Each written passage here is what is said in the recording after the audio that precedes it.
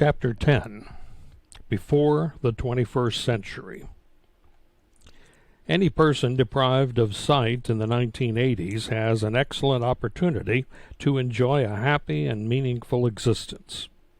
No longer are blind people relegated to a few limited vocational choices or denied access to educational and recreational materials to enhance the quality of their lives.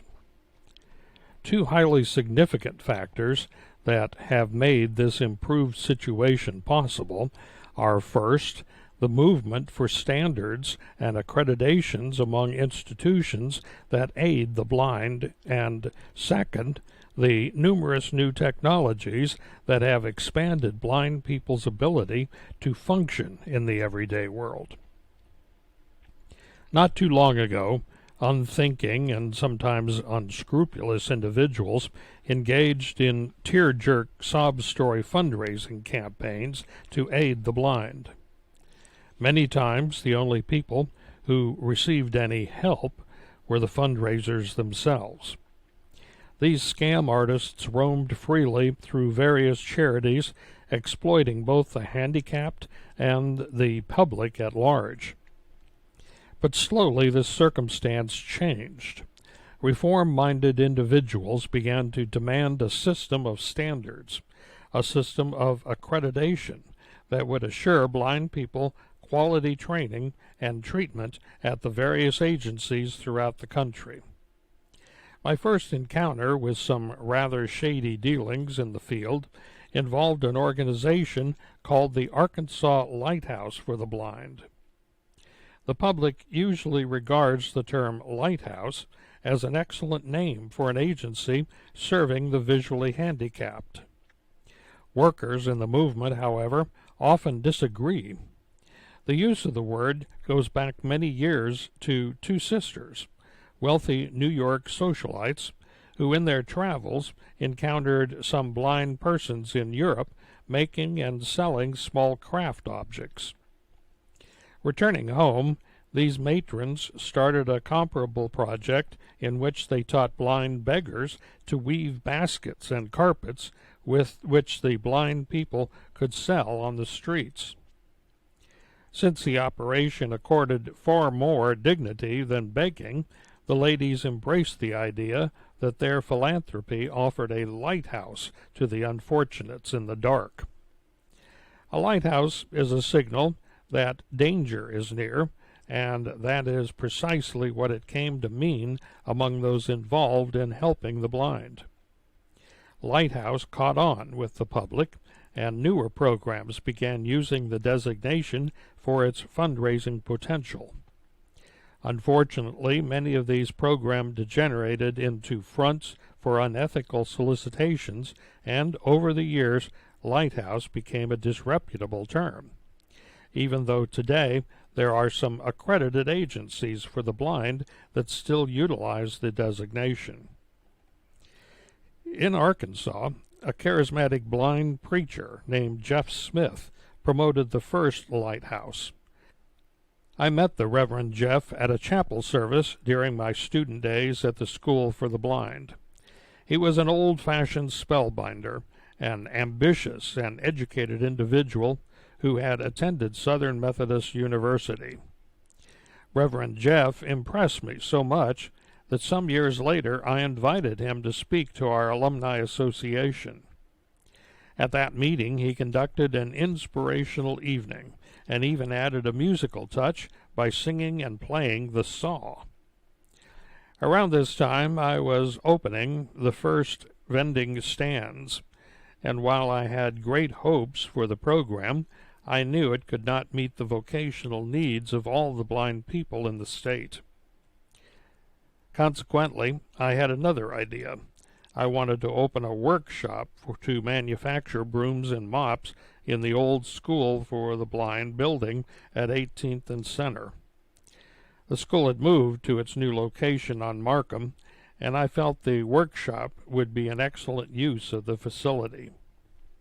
At our alumni meeting, I discovered Reverend Jeff had an interest in a similar project. Earlier in his career, he had actually founded a workshop in Fort Worth, Texas, and I had high hopes he would be helpful in getting our project off the ground. A few months later, I tried unsuccessfully for a legislative appropriation for the workshop, and when that failed, I became discouraged about the possibility of acquiring adequate financial support. Almost immediately, Reverend Jeff phoned and said he could raise the money through private sources, and I, rather naively, transferred all my files to him. Reverend Jeff then created a board of directors and began soliciting money for his proposed lighthouse. I assumed the project was proceeding as planned until one day a friend of mine, who was a field consultant for the American Foundation for the Blind, came by my office. After a little hemming and hawing, she finally asked, "Roy, have you ever checked any of Jeff Smith's references?" "Why, no," I replied. "He's a preacher and attended college, and if you were investing your own money, wouldn't you check?" "Well, sure." I did check. I wrote to the Junior League of Fort Worth, the sponsoring organization of Reverend Jeff's Lighthouse in Texas. I received an immediate reply informing me that under no circumstances could the organization recommend Jeff Smith. While he had been associated with them, he had kept virtually no records or ledgers, and upon his dismissal, he had been unable to account for over $10,000. By this time, Reverend Jeff had interested Governor Homer Adkins in the workshop, and when I showed the letter from Texas to Welfare Commissioner John Pipkin, he asked me not to reveal the information to the governor. Governor Adkins had embraced the idea and wanted to give Smith a $5,000 revolving fund utilizing the state building grounds. At that moment, I feared that the blind were not going to receive the help they deserved, and the work for the blind was about to get buried in an avalanche of bad publicity. Therefore, I went to see Reverend Jeff and told him I knew about the debacle in Texas. I also said I realized anyone could make an honest mistake, but now he had an opportunity to make an important contribution to the work for the visually handicapped in Arkansas, and I assured him I would be willing to help in any way I could. Reverend Jeff never asked for my help. The vending stand program took more and more of my time, and my other commitments gradually forced me to let him run the workshop his own way. The whole thing broke my heart. Reverend Jeff was a cynic who believed in the old idea of selling people all kinds of sob stories to raise money. Once I ran across him in downtown Little Rock, and he told me, "Roy, you know, I've tried preaching, I've tried evangelism, and I've tried some other things, but nothing, and I mean nothing, gets into the pockets of rich folks like helping the blind." On the surface, the lighthouse appeared successful, but underneath, the operation was not what it appeared to be. Even though Reverend Jeff raised a tremendous amount of money, the blind people who worked in the shop received few benefits. Instead, Reverend Jeff forced them to work long hours for little pay, and the lighthouse became a philanthropic scam. Unfortunately, the very success of Smith's unethical fundraising made it difficult for me to publicly criticize him. If I challenged the preacher, my comments would look like the whining of a jealous rival. At the beginning of World War II, much to my chagrin, the Reverend expanded his operation. Although the war limited access to many raw materials, Reverend Jeff managed to get a defense contract to make brooms, which entitled him to special certificates for corn. One reliable source alleged that the lighthouse shipped carloads of substandard brooms to places like Brooklyn Navy Yard, where the brooms were rejected because they failed to meet government specifications. Reverend Jeff then hopped a train for New York and sold the brooms on the civilian market at outrageously high prices. Despite a later investigation, the money obtained from these sales never appeared in the records of the Arkansas Lighthouse. While today the lighthouse in Arkansas is a reputable operation, furnishing many employment opportunities for the blind, my experience with Reverend Jeff taught me the importance of having standards or accreditation among the agencies involved with the visually handicapped. I think the Lighthouse was one of the reasons I turned to the Lions Club for the Rehabilitation Center's board of directors. I knew these men would be active and responsible and would account to the public.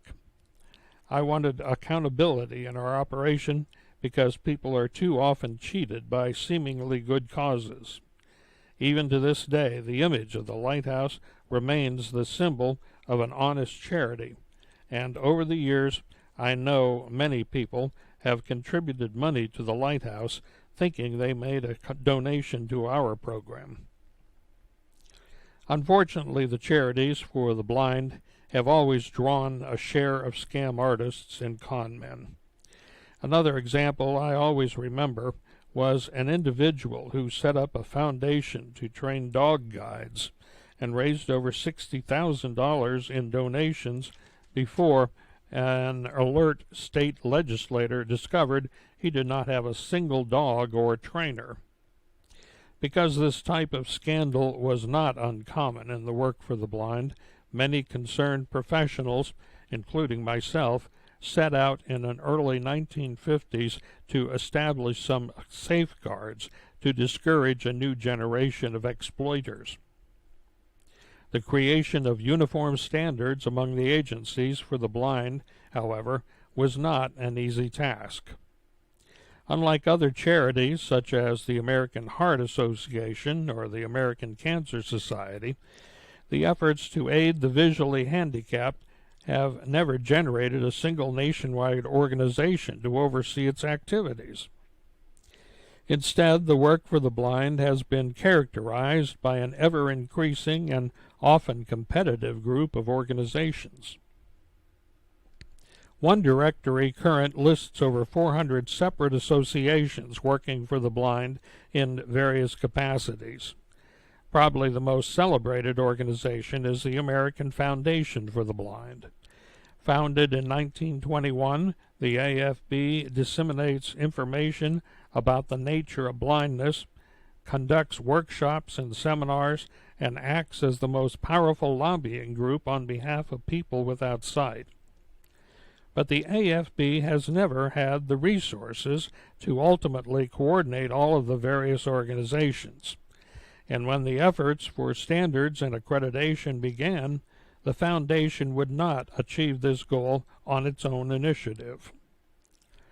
The first decisive thrust for the establishment of standards came during my term as president of the American Association of Workers for the Blind in 1951. At the convention in Daytona Beach, Florida, we adopted a resolution to appoint a committee to study the creation of a seal of good practice or code of ethics, especially in the area of fundraising. The following year, at our Louisville, Kentucky convention, the committee submitted a favorable report, but the idea encountered considerable opposition. Representatives of several small agencies saw the specter of someone monitoring and criticizing their operations as a potential threat and managed to delay any action on the matter. In 1953, I chaired a lengthy and tumultuous meeting at the AAWB convention in Washington, D.C. Although the opposition remained strong, we outvoted the smaller groups and created a board to award a seal of good practice to agencies that maintained certain standards in fundraising, public relations, and educational programs. While I was not naive enough to believe the seal concept would solve all our problems, I did feel optimistic that we had taken a giant step in the right direction. The idea of accountability to the public gained momentum in the late 1950s and early 1960s. In 1956, at a seminar in New Orleans sponsored by the American Foundation for the Blind and the Office of Vocational Rehabilitation, we established guidelines to govern the growth of rehabilitation centers. Then, in 1963, the AFB, in conjunction with other organizations, created a commission to formulate standards and create an independent accreditation agency. Financed by a variety of foundations, the Commission on Standards and Accreditation of Services for the Blind, or COMSTAC, began its work in February 1964. I received an invitation to serve on the COMSTAC committee dealing with rehabilitation centers, and I gratefully accepted what I regarded as an opportunity to become a part of one of the most significant events in the history of the blind. Agencies aiding the visually handicapped had existed in the United States for over 150 years, and yet there had been no basic standard for the delivery of services. As a result, the flim-flammers had always been able to exploit the situation. But with COMSTAC, we planned to do something to stop them. In January 1967, our dream became a reality. Based on the final report issued by COMSTAC, the National Accreditation Council for Agencies Serving the Blind and Visually Handicapped began operation that month. NAC, as the organization is more commonly known, received its initial funding from the American Foundation for the Blind and the Department of Health, Education, and Welfare. Eventually, the Council hoped to become independent through funds raised from accredited institutions and endowments. NAC acts as the accrediting agency for institutions that provide direct services to the blind people. Rehabilitation centers, workshops, residential schools, and training centers for dog guides. Accreditation by NAC signified that an agency had met nationally accepted standards of quality services in the areas of training, management, and ethical fundraising. To receive NAC accreditation, an institution had to undergo a period of self-study, followed by a rigorous examination by a visiting team of experts. In the first 10 years of existence, NAC extended this accreditation to over 60 agencies across the United States. As the director of the Arkansas Enterprises for the Blind, I wanted our institution to seek accreditation and demonstrate that we had no fear of anyone visiting our facility and scrutinizing our program. The AEB had annually received the Seal of Good Practice from the American Association of Workers for the Blind since 1957, and seeing in NAC an opportunity to expand our reputation for quality services, I filed the necessary accreditation papers soon after the National Association's founding. In February 1970, at a board meeting at the Marion Hotel, I proudly announced that the Arkansas Enterprises for the Blind had become the first rehabilitation center in the nation to earn accreditation from NAC. In making the announcement, I told the board, now the rehabilitation counselors who refer their clients to our agency are assured that they will receive the best training available. I had never felt more satisfaction in all of my years with the AEB. The process that culminated in our accreditation was a demanding one. At the conclusion of a year-long self-study that involved many board members as well as our staff, a 6-man team of specialists from NAC spent 3 days at the AEB conducting their own investigation. Once at the center, the NAC team interviewed every employee, checked our personnel records, reviewed our bookkeeping, and thoroughly inspected the physical plant. The NAC representatives were exhaustive in their efforts, and agencies which received their approval could confidently say they offered the highest quality services available.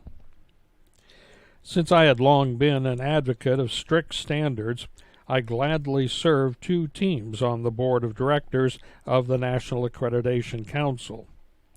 I chaired several on-site evaluation teams, an experience I always found rewarding because of the personal involvement in assisting other agencies to improve the delivery of quality services to the blind. For too many years, people like Reverend Jeff Smith exploited both blind people and the general public because of a lack of accreditation agencies. Thus, the establishment of NAC proved to be a momentous step forward in policing the organizations serving the blind. While accreditation resulted in vastly improved services, the development of technological aids has had a revolutionary impact on the lives of blind people over the last few decades.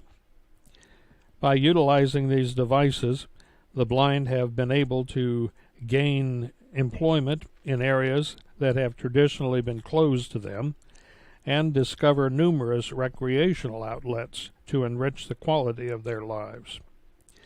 Rather than fearing technology, as some social critics advocate, the blind welcome new and improved machines as the servants of mankind and view the future with hopeful anticipation.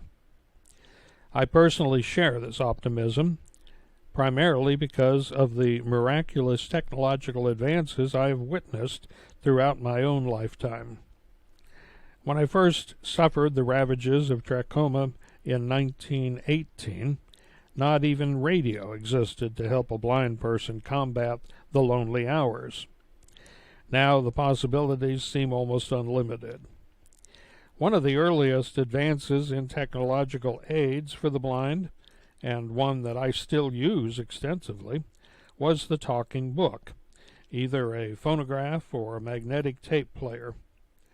Developed by the Research Department of the American Foundation for the Blind, talking books opened the world of reading and hence the world of ideas and knowledge to millions of blind people who lack the skills to read Braille.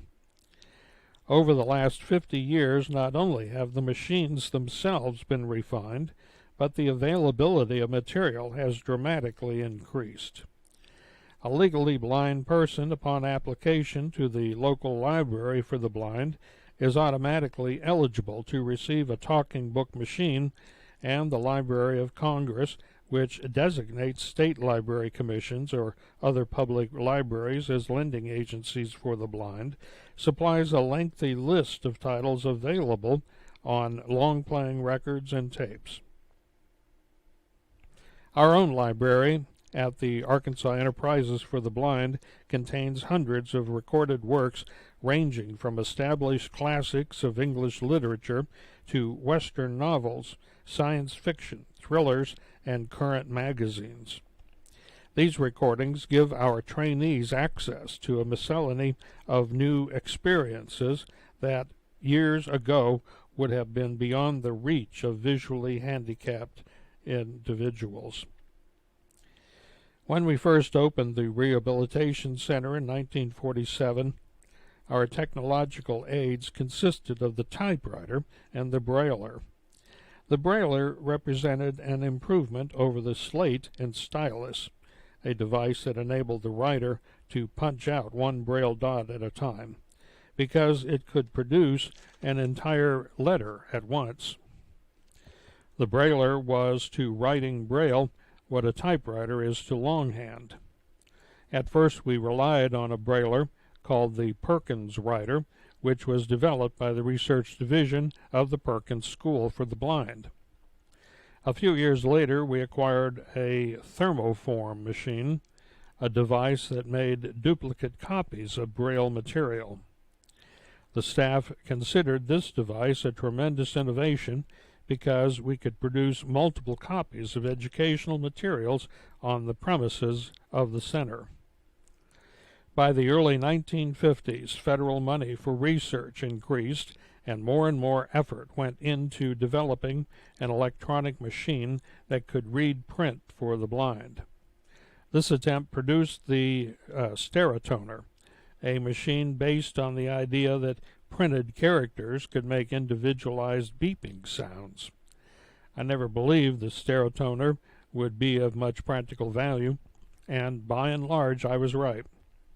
But the machine was important because it led to something else, and that something became one of the most important technological aids for the blind in the last 20 years. Throughout my career in rehabilitation, I have encountered many inventions to aid the visually handicapped. Some of these devices proved useful, others were impractical, and some were downright ridiculous. But of all the innovations I heard about over the years, none of them excited me as much as the Opticon. For the first time, I saw the possibility of giving blind people direct access to printed matter, books, magazines, letters, without having to wait for someone else to transcribe the material into Braille, record it, or read it aloud. The new machine utilized a miniature transistorized camera to scan the print and then reproduce an image of the actual letters using 144 vibrating reeds or fibers, which could be read with the fingertip. The term Opticon then was a contraction of optical and connection with the tactile sense. John Linville, a Stanford University engineering professor who wanted to help his own blind daughter have quick access to printed school material, invented the device. Linville teamed up with another Stanford researcher, James C. Bliss, to produce a refined model of the Opticon. Developed by the Stanford Research Center, the machine was manufactured and marketed by Telesensory Incorporated. Immediately after seeing a demonstration of the project, I called the people connected with the Opticon in California, and in May 1973, Telesensory designated the Arkansas Education for the Blind as a training agency to instruct blind people in the use of the Opticon. Although our staff did find the machine had some problems, for example, a congenitally blind person had no exposure to printed letters, and a recently blinded individual often lacked the necessary sensitive touch, we also saw the tremendous potential of the device. The first Opticon could only read print, not handwriting. Nevertheless, I saw in the machine the potential of allowing blind people to read their own mail, which had been a problem at the center from the beginning. While we stressed the dignity of independence to the trainees, the fact that someone else always had to read their personal correspondence aloud constantly undercut this notion. When we first opened the AEB, thoughtless staff members had occasionally read some rather intimate letters from families or lovers to trainees in the presence of other people.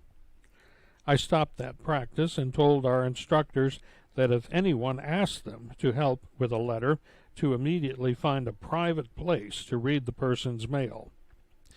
But with the Opticon, even that procedure would be unnecessary, and the blind individual could receive an additional measure of independence. While reading private correspondence is certainly important, the vocational opportunities inspired by the Opticon are staggering.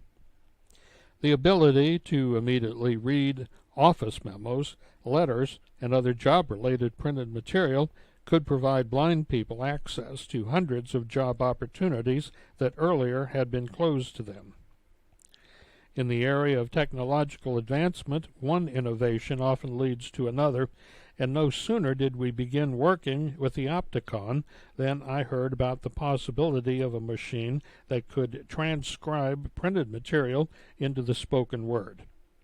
At first I thought a device to verbalize print came from the world of Flash Gordon or Buck Rogers, but In 1977, the AEB, because of its national reputation in the rehabilitation of the blind, was chosen as a testing location for the Kurzweil reading machine. Marketed by the Boston-based Kurzweil Computer Company, the machine converts print into spoken English at the rate of 150 words per minute. An electronic control unit containing a digital tape operates the system and runs the scanner, which is essentially a camera that scans every letter and punctuation mark. The scanner transmits images to a microcomputer which dissects the letters and groups them into words, and then produces the speech sounds associated with each phonetic or basic unit of sound. The resulting synthesized speech closely resembles the monotonal speech of a deaf person. The Kurzweil reading machine has all of the potential uses of the Opticon, with the additional advantage of increased speed.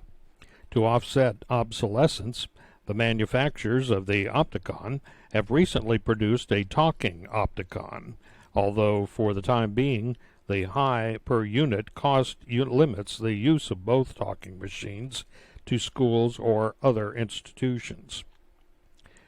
I am optimistic, however, that in the near future, technological advances will significantly reduce the cost, enabling more and more blind people to have immediate access to printed material.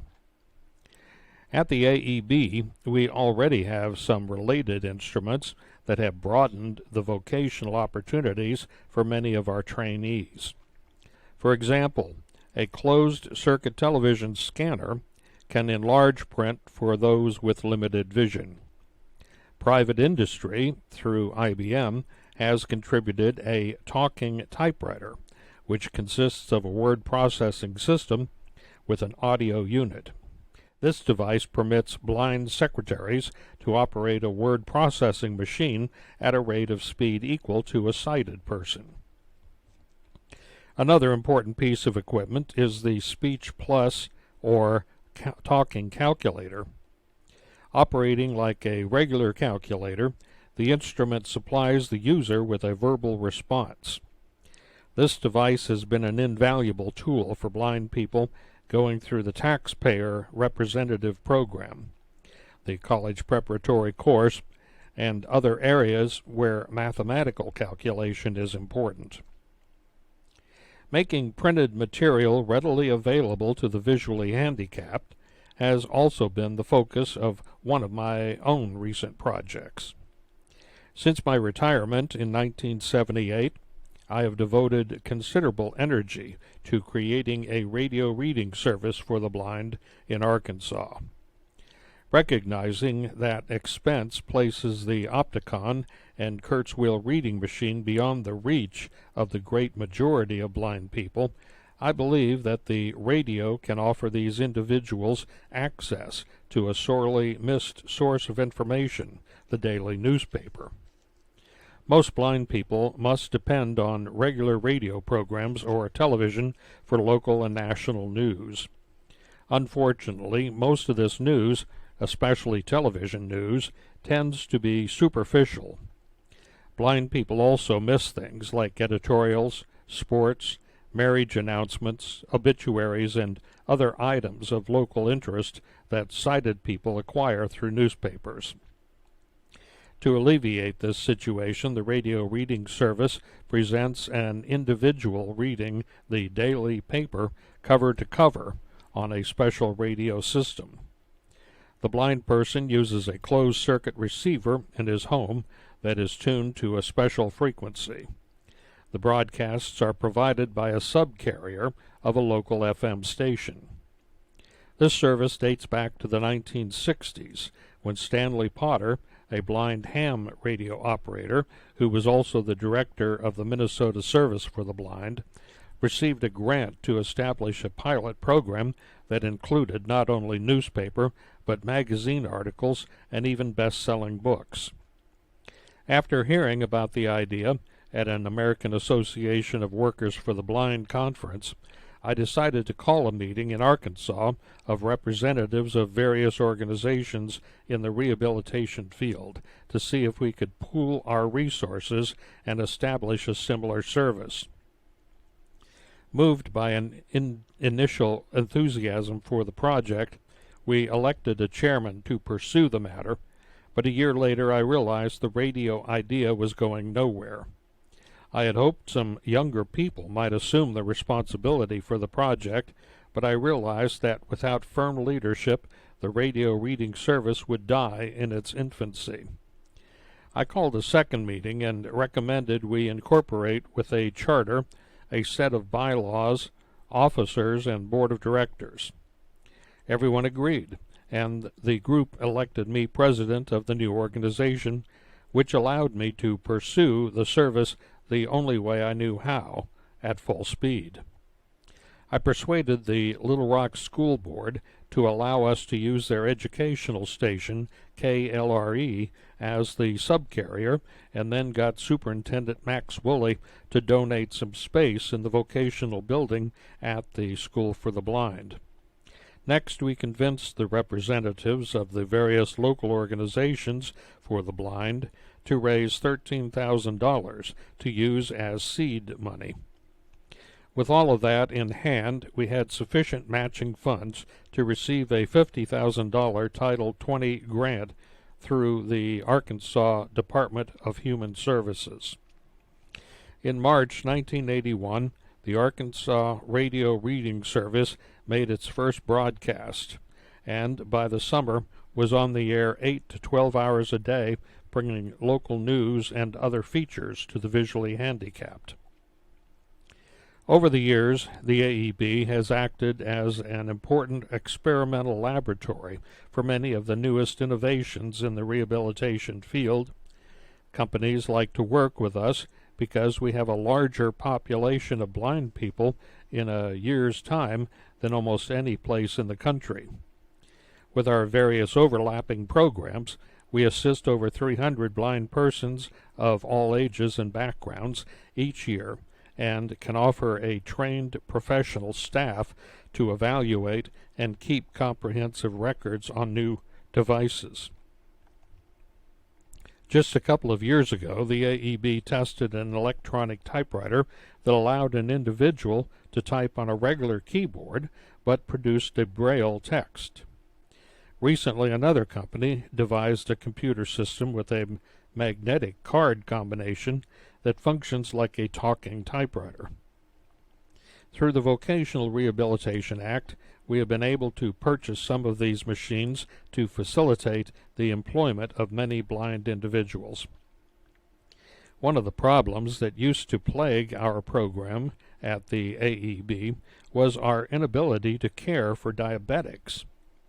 Diabetes is one of the leading causes of blindness, and yet I remember when our center hesitated to accept a diabetic because we lacked the staff to give insulin shots and conduct daily urine analysis.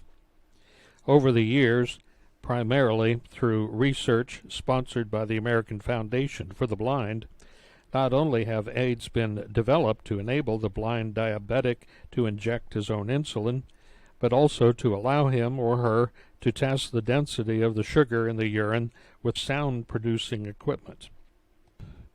Although many of these technological devices like the Opticon, the Kurzweil reading machine, talking calculator, and diabetic testing equipment seem almost like magic, there is one aid that contains no sorcery at all, the use of dog guides.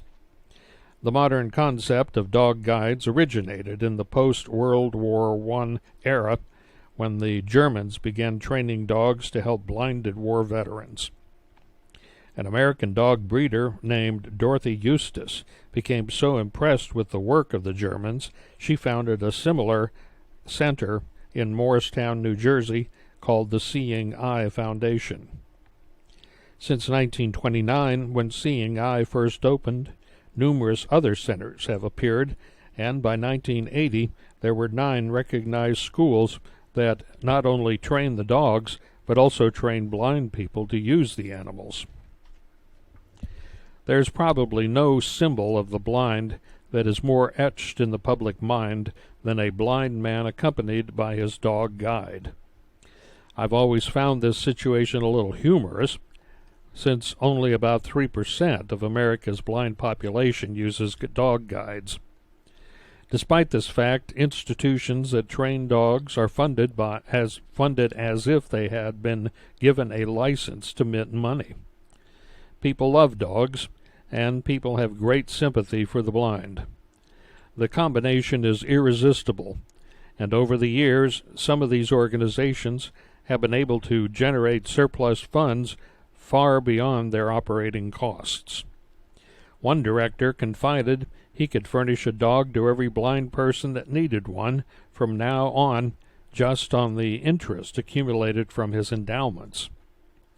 At one point, Seeing Eye wrote a letter to individuals who had contributed to the foundation in the past and asked them not to send any money for a while.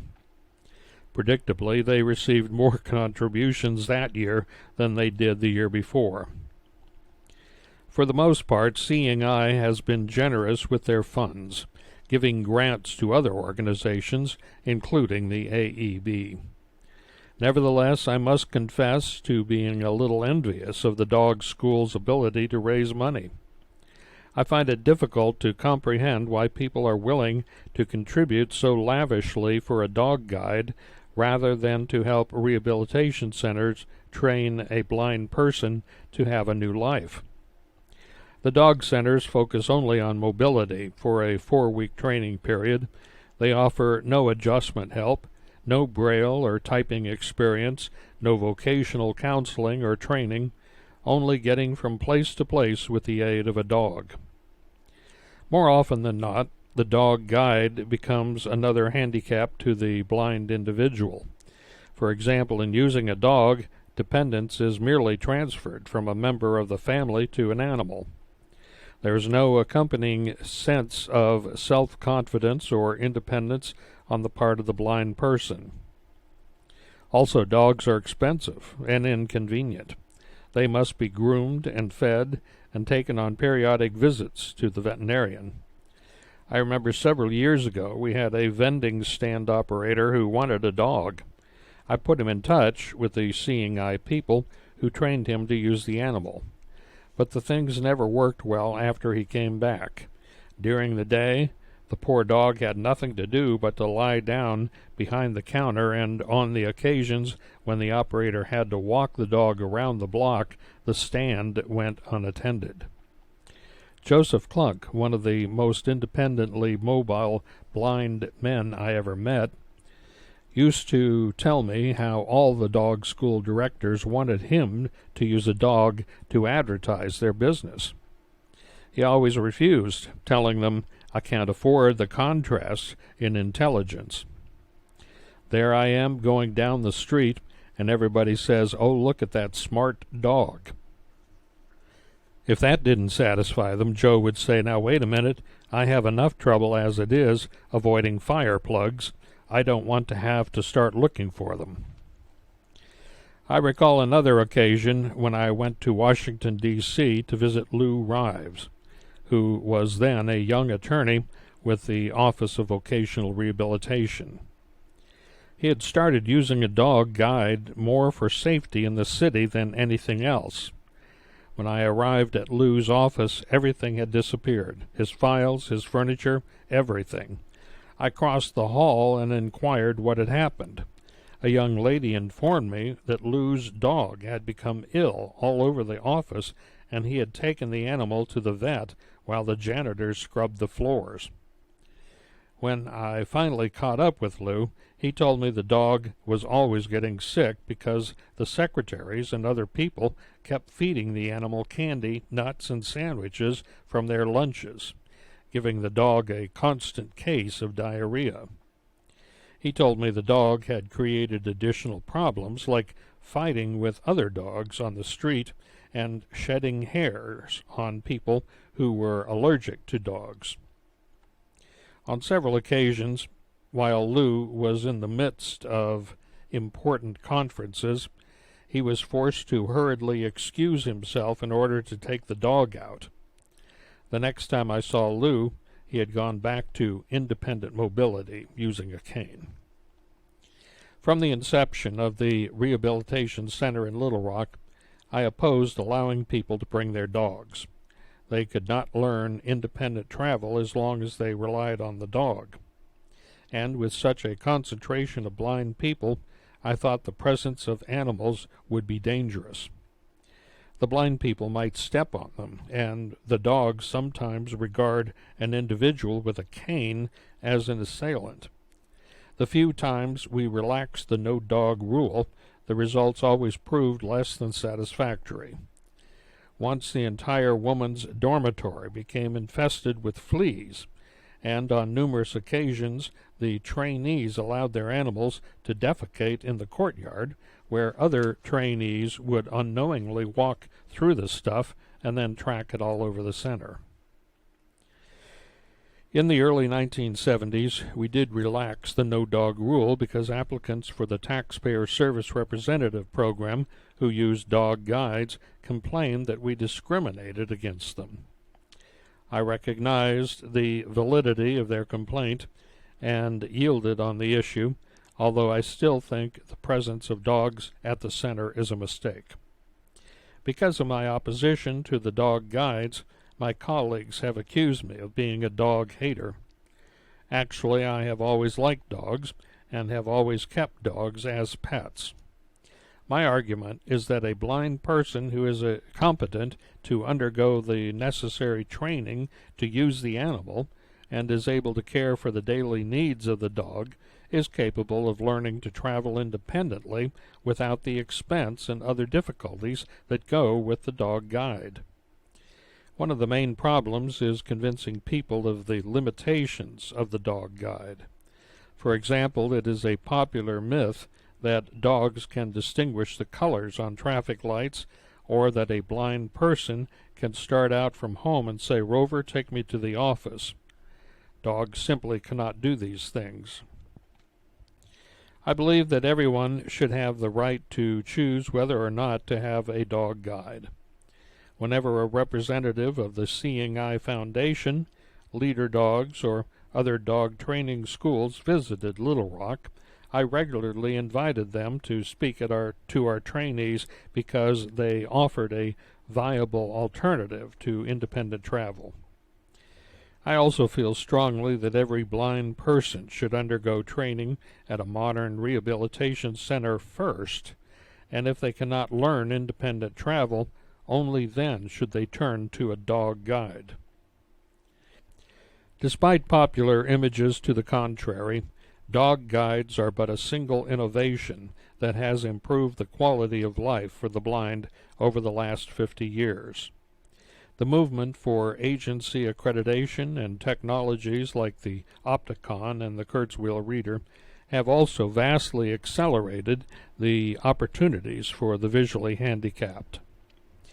Having witnessed the development of these devices within the span of my own lifetime, I find the prospect for even greater achievements in the 21st century to be an exciting one indeed.